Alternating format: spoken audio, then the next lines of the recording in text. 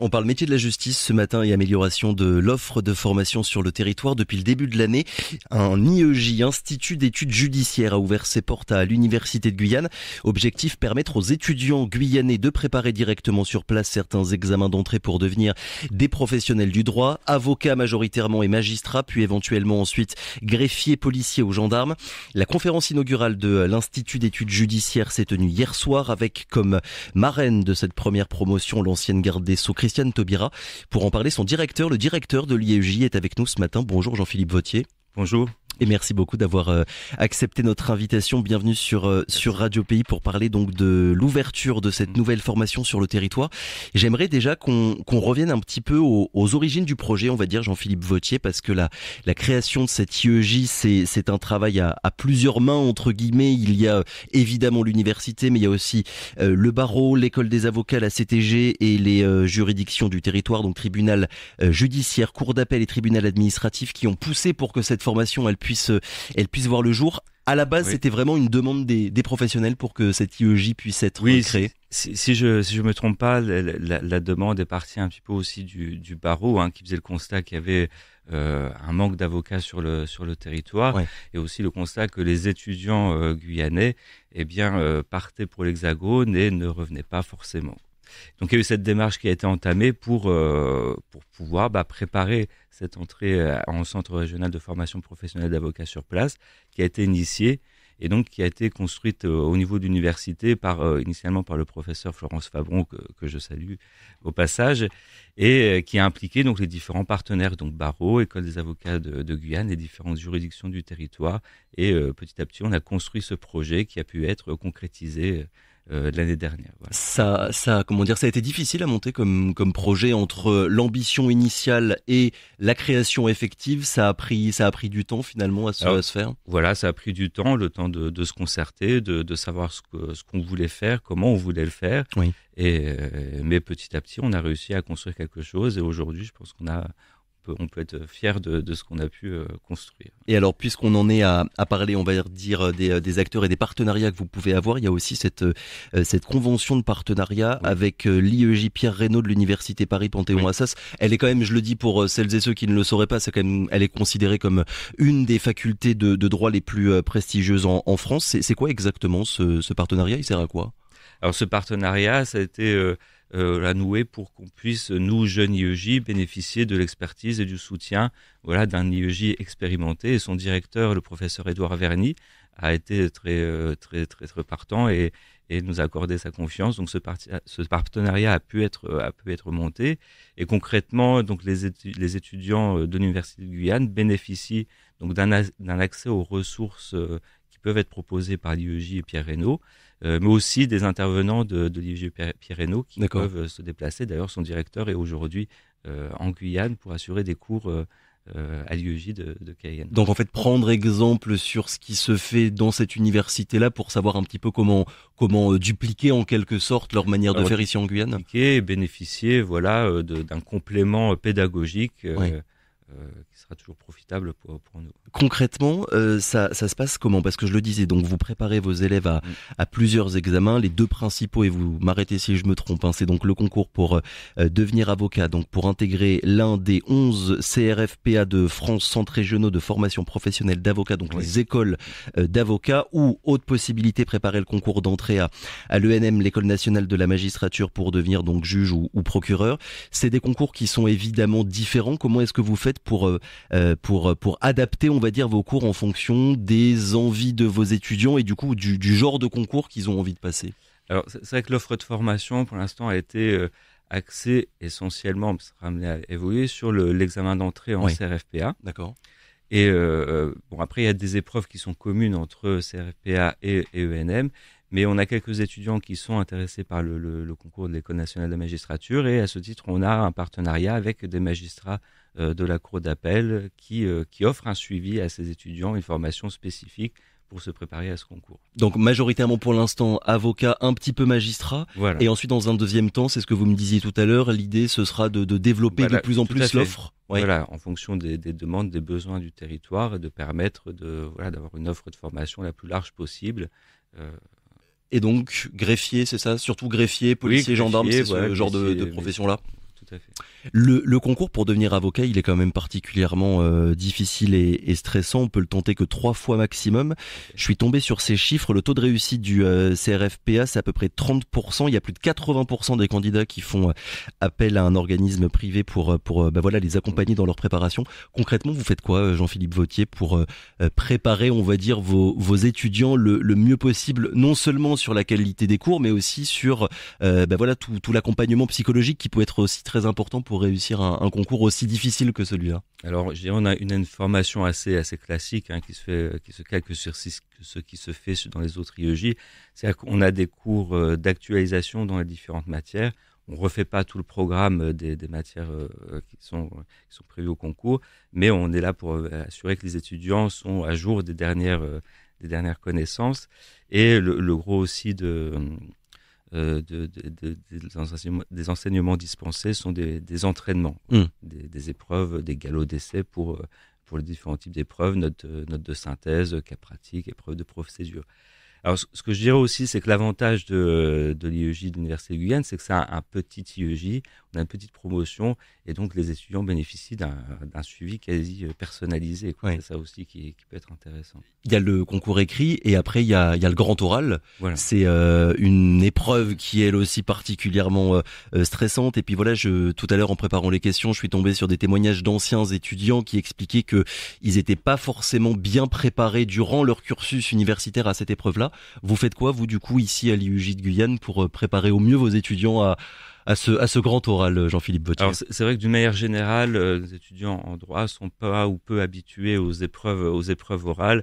Donc déjà dans le cursus normal, au niveau de l'université, on a quand même pas mal d'oraux, ce qui permet déjà de préparer un petit peu. Et nous, à notre niveau de l'IEJ, on a prévu donc parce que les écrits se passent la première quinzaine de septembre. D'accord. Et les examens oraux, c'est la première quinzaine de novembre. Et on a prévu pour les étudiants admissibles de prévoir un entraînement au grand oral pour qu'ils soient au mieux préparés. Il consiste en quoi d'ailleurs ce grand oral? C'est quoi comme épreuve? Alors il y a deux épreuves, une épreuve d'anglais et la grosse épreuve, c'est l'épreuve de droits et libertés fondamentaux, quoi. Les cours que vous donnez et que vous dispensez, Jean-Philippe Vauthier, comment est-ce que ça se passe? Je sais que dans d'autres IEJ dans l'Hexagone, souvent les profs, ce sont des professionnels, parfois des avocats, des magistrats. Ici, pour l'IEJ de Guyane, qui est-ce qui donne cours finalement? On a tout un panel d'intervenants. Donc on a des intervenants, des enseignants-chercheurs de l'université, d'autres universités, donc Paris-Panthéon-Assas, aussi l'université de Lorraine, et des praticiens du droit. Donc on a effectivement des avocats du barreau de la Guyane, des magistrats de l'ordre judiciaire et de l'ordre administratif, et aussi d'autres professionnels, d'autres administrations. Voilà, donc il y a un panel assez large. Ouais. Est-ce que d'ailleurs là-dessus, sur le contact avec les professionnels, vous essayez le plus possible, on va dire, de faire rencontrer vos étudiants avec des avocats ou des magistrats, parce qu'on le sait bien, évidemment, c'est important d'avoir des cours et des cours de qualité, oui. Mais il y a aussi le côté, discuter avec des professionnels, savoir un petit peu quel a été leur parcours, comment eux ont réussi à avoir leur concours, tous ces petits éléments qui sont peut-être un petit peu difficiles à quantifier, mais qui permettent aussi aux étudiants de se préparer et de se représenter concrètement ce qu'on attend d'eux et d'avoir aussi des conseils sur la poursuite de leurs études. Oui, tout à fait. Là encore, le contexte de cette promotion, c'est un contexte quasi familial, je dirais, mais ouais. Ça permet de faciliter les contacts. Et c'est vrai que d'ailleurs, cette conférence inaugurale d'hier, on a pu mettre en contact des étudiants d'IEJ avec des différents professionnels du droit du territoire. Et il y a eu ces différents échanges, on a envisagé différentes choses qui pouvaient être possibles. Donc on est tout à fait dans cette dynamique. Est-ce que vous essayez aussi d'aider vos étudiants à avoir des stages? Moi, j'ai fait des études de droit et je me souviens quand même très bien qu'il y avait une énorme différence entre, d'un côté, les élèves, les étudiants qui avaient peut-être la chance d'avoir de la famille ou des amis qui étaient déjà dans le milieu, dans ce milieu-là pour décrocher un stage, et les autres, au final, qui n'avaient pas tous ces contacts et ça pouvait être particulièrement difficile. Vous avez, vous, de votre côté, un accompagnement finalement pour permettre à vos étudiants de décrocher un stage?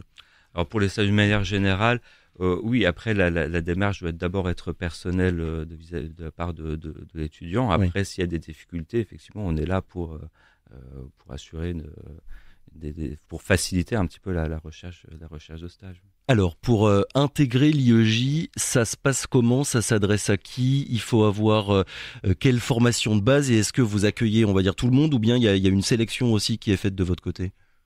Alors, la sélection, c'est vrai que l'IEJ en soi, c'est pas une filière sélective. Oui.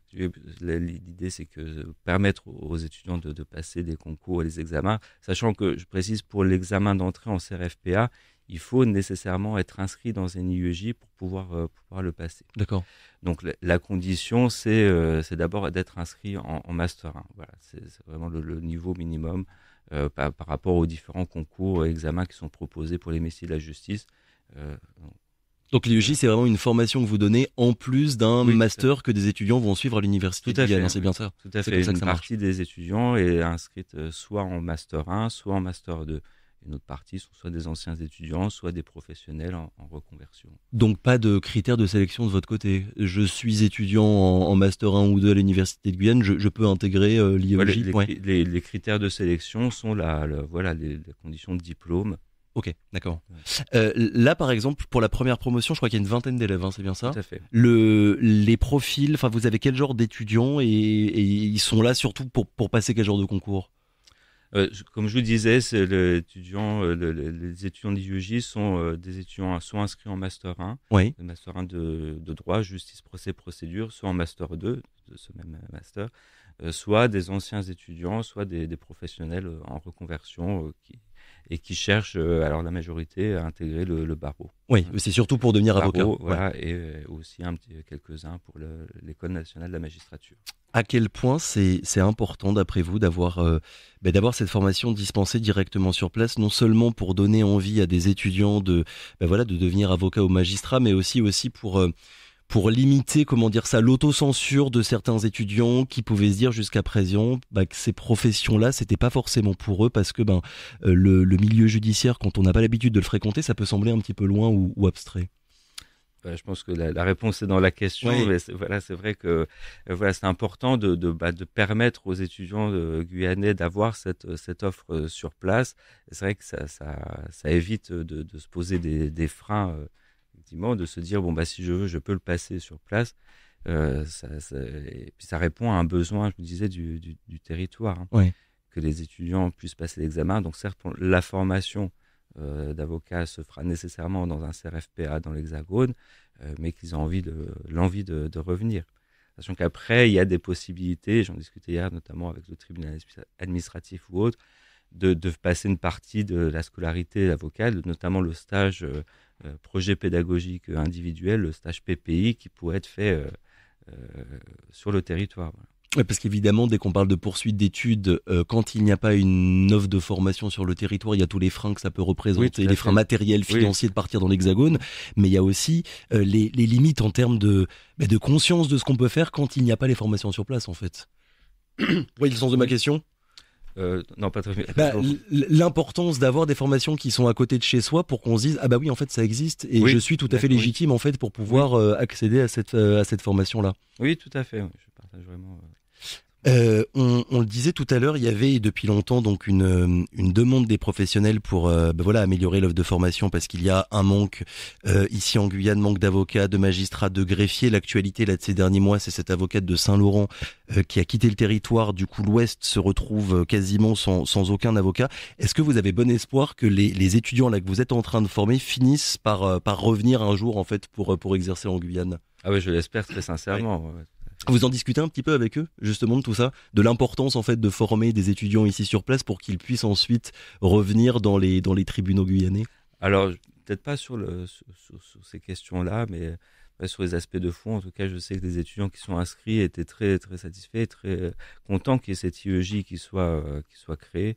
Et je suppose que l'idée derrière tout ça, c'est de pouvoir vraiment investir le barreau au niveau de la Guyane. Oui, parce que, et je pense que c'est important quand même de le préciser, qu'on veuille devenir avocat ou magistrat malgré la création de cette IEJ, ça impliquera forcément que vos étudiants continuent leurs études dans l'Hexagone. Donc l'ENM pour devenir magistrat, il n'y en a qu'une seule en France, c'est à Bordeaux. Tout à fait. Et les CRFPA, donc Centres régionaux de formation professionnelle d'avocats, les écoles d'avocats, il y en a 11 en France et ils sont tous dans l'Hexagone. Comment dire, est-ce que vous pensez qu'un jour ce sera possible, Jean-Philippe Vauthier, de devenir avocat ici en Guyane de A à Z en quelque sorte? D'avoir une formation, écoutez, j'ai envie d'être optimiste et je voudrais vous dire oui. Alors peut-être pas au niveau de la Guyane, donc elle n'a peut-être pas le seuil critique pour justifier la création d'une formation initiale d'avocat ici, mais peut-être en partenariat avec la Martinique, la Guadeloupe. Je vous dis ça, c'est juste des oui, au moins en avoir un en projections, outre-mer en fait. Oui. Est-ce que là, donc on a dit pour l'instant une vingtaine d'étudiants, est-ce que vous constatez une envie quand même de plus en plus de jeunes ici en Guyane de se tourner vers tous ces métiers-là, Jean-Philippe Vauthier? Oui, on le voit au niveau des effectifs de la filière droit du DFR SJE. C'est une filière qui reste attractive et les étudiants sont là et ont cette envie de découvrir, s'intéressent au droit et s'intéressent au métier de la justice. Donc oui, on pense que les effectifs de l'IEJ augmenteront au fil des ans, et on l'espère. Ouais, 20 étudiants pour l'instant. Vous avez des chiffres précis en termes d'effectifs à remplir là dans les années qui viennent ou pas nécessairement? Non, pas nécessairement. Ouais. Dernière petite question pour éventuellement les étudiants qui pourraient être en train de vous écouter, voire même les familles qui pourraient avoir envie d'avoir des informations un petit peu sur la formation que vous dispensez. Où est-ce qu'on peut trouver les informations les plus importantes? Sur le site internet, voilà, directement. de l'université, sachant qu'on va remettre à jour et réactualiser toutes les maquettes et tout le détail de la description de l'offre pour que tout le monde soit au mieux informé. Ouais. Jean-Philippe Vauthier, merci beaucoup d'avoir été avec nous ce matin. Je le rappelle donc, directeur de l'IEJ, l'Institut d'études judiciaires, dont la conférence inaugurale s'est tenue hier soir. Merci encore.